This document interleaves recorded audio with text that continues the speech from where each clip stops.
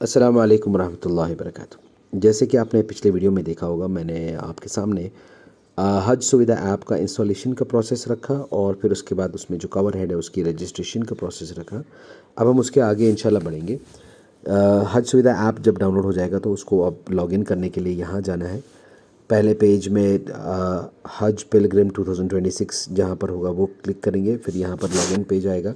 यहाँ पर अपना मोबाइल नंबर डालेंगे। जैसे मैंने फिर गुजारिश की आपसे इससे पहले कि मोबाइल नंबर वो वाला रखिएगा जो आपके पास अपना होगा, जिसका एक्सेस होगा आपके पास, क्योंकि आगे चल के पिछले साल बहुत सारे, यानी इस साल 2025 में बहुत सारे हाजियों का मामला ये रहा कि उन्होंने किसी थर्ड पर्सन से अपने रजिस्ट्रेशंस करवाई और फिर उसके बाद जब उनको लॉगिन करना था तो उस वक्त मोबाइल फ़ोन का जो एक्सेस था वो अवेलेबल ही नहीं था।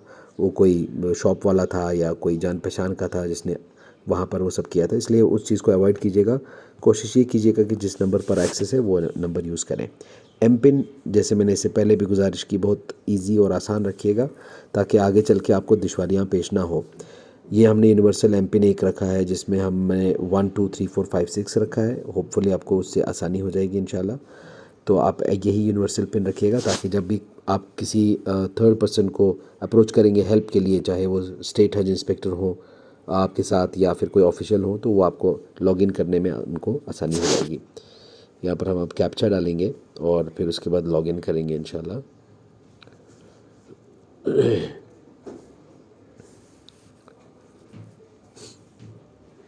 ये आपका लॉगिन हो गया। अब जैसे कि आपने इससे पहले वाले पेज में देखा था, वहाँ पर कवर हेड के डिटेल्स डाली थी ताकि वो रजिस्ट्रेशन प्रोसेस पूरा हो जाए। अब ये वाला पेज जो है, यहाँ पर बाकी डिटेल्स डाली जाएंगे, अपलोड करेंगे डॉक्यूमेंट्स। यहाँ पर वाज़ेह रहे कि जो कवर हेड होगा वो मेल होना चाहिए, एक्सेप्ट उन सिचुएशंस में जहाँ पर लेडीज़ विदाउट महरम होगा, जहाँ की फ़ीमेल जो होगी वो कवर हेड होगी। दूसरी ये गुजारिश है कि जो भी एप्लीकेशंस होंगी उनमें सीरियल जो है वो कवर हेड के से शुरू होके आगे बढ़ेगा। यानी कि जो कवर हेड होगा उसका सीरियल नंबर 1 होगा और फिर बाकी जो कवर के अंदर जितने भी बंदे होंगे उनके अलग से सीरियल्स उसके बाद होंगे। तो इसलिए कोशिश ये कीजिएगा कि कवर हेड वो बंदा हो जो रिस्पॉन्सिबल बंदा हो। उसकी वजह ये भी है कि चूँकि जो कवर हेड होगा वो पूरी रिस्पॉन्सिबिलिटी उसकी होगी बाकी जितने भी एप्लीकेंट्स हैं उसको लेके, इसलिए उस चीज़ का बहुत बहुत ध्यान रखिएगा। यहाँ पर नंबर ऑफ़ पर्सन्स जो है, मैंने चूँकि एक डाला था तो वो है, यहाँ पर 1 मेंशन है और नंबर ऑफ़ इन्फेंट्स 0 मेंशन है। आप अपनी जगह जितने भी कवर में आपके बंदे होंगे उनका नंबर मेंशन करेंगे तो वो यहाँ रिफ्लेक्ट हो जाएगा। उसके अलावा जो है, इस बार हज कमेटी ऑफ इंडिया ने एक शॉर्ट हज पैकेज का जो है ऑप्शन अवेलेबल किया है हाजियों के लिए जो कि हज 2026 में अप्लाई करेंगे। उस शॉर्ट हज पैकेज में जो है जो ड्यूरेशन उस शॉर्ट हज का होगा वो 20 दिन का होगा।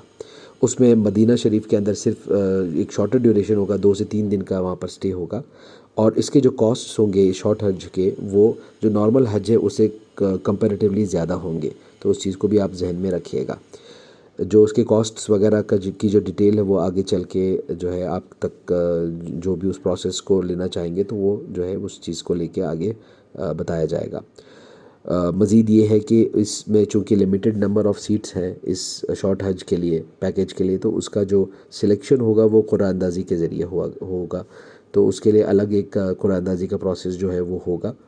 जो एप्लीकेंट्स प्रोविजनली सिलेक्ट हो जाते हैं जनरल कुरा प्रोसेस के लिए और उन्होंने शॉर्ट हज के लिए ऑप्ट किया हुआ है, तो उन लोगों को जो है कुरानंदाज़ी, शॉर्ट हज की कुरानंदाज़ी के लिए कंसिडर किया जाएगा इंशाल्लाह। एक और अहम बात जो आपको ज़हनशीन रखनी है वो ये है कि जो ये हज पैकेज है शॉर्ट हज वाला, वो सिर्फ 7 डेजिग्नेटेड एम्बार्केशन पॉइंट से होगा। वो 7 एम्बार्केशन पॉइंट्स आपकी स्क्रीन पर हैं: अहमदाबाद, बेंगलोर, चेन्नई, कोचीन, दिल्ली, हैदराबाद और मुंबई। तो जो लोग शॉर्ट हज ड्यूरेशन वाला जो पैकेज है वो अवेल करना चाहते हैं तो उन्हें अपने अखराजात पर इनमें से जो वो सिलेक्ट करते हैं एम्बार्केशन पॉइंट, उस पर पहुंचना होगा और वहां से एम्बार्क करना होगा। तो ये जो है शॉर्ट हज ड्यूरेशन को लेके है मसला। तो उसके अलावा एक वो ये चीज़ है कि जो एप्लीकेंट शॉर्ट हज के लिए सिलेक्शन मतलब ना ऑप्ट करता है और फिर कुरानंदाज़ी के ज़रिए उसका सिलेक्शन नहीं होता है, तो वो ऑटोमेटिकली नॉर्मल हज पैकेज के लिए कंसिडर किया जाएगा। तो ये भी आप जहन में रखिएगा।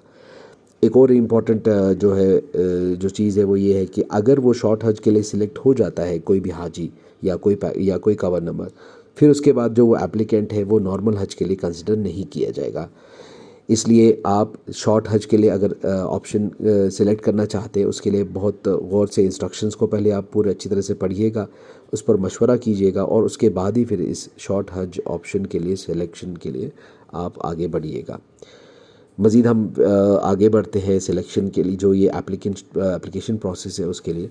यहाँ पर जो एप्लीकेंट का पासपोर्ट है उसको लेके आपको जो है यहाँ पर अपलोड करना होगा। उसके लिए जो अलाउड फॉर्मेट है वो सिर्फ जो है फ़ोटोग्राफ वाला जेपीजी फॉर्मेट है, पीडीएफ फॉर्मेट अलाउड नहीं है। और जो फ़ोटो आप उठाएंगे उसका साइज़ जो है वो 500 MB से 500 KB से कम होना चाहिए।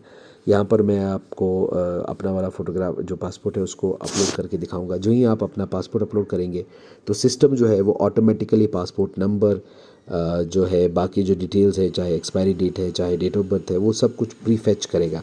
यानी आप वहाँ पर इन जगहों पर डाल नहीं सकते, वो आपको पासपोर्ट से ही वो खींच के लाएगा। तो ये भी इम्पॉर्टेंट एक जो है इम्प्रूवमेंट हुई है इस बार हज सुविधा ऐप के ज़रिए हज एप्लीकेशन प्रोसेस में। यहाँ पर प्लेस ऑफ इशू हम लिखेंगे श्रीनगर, ठीक है। जहाँ पर आपका इशू होगा वहाँ पर देखना है। प्लेस डेट ऑफ इशू जो है वो आप अपने पासपोर्ट पर चेक करके, चूँकि यहाँ पर डेट ऑफ इशू फेच नहीं हुआ है तो आप डेट ऑफ इशू जो है वो यहाँ से सिलेक्ट करेंगे इंशाल्लाह। मैं यहाँ पर आपको गैलरी के ज़रिए चेक करता हूँ। यहाँ पर मेरा है 21/3/2023 21/3/2023। ये मैं आपको यहाँ पर हम लोगों को लोड करना होगा जनवरी मार्च 21/3/2008। डेट ऑफ एक्सपायरी ये वहाँ से खुद ही प्रीफेच करेगा, डेट ऑफ बर्थ खुद ही प्रीफेच करेगा, एज भी खुद ही प्रीफेच करेगा, गिवन नेम और लास्ट नेम खुद ही प्रीफेच करेगा। यहाँ पर जेंडर आपको सिलेक्ट करना होगा। प्लेस ऑफ बर्थ मेरा है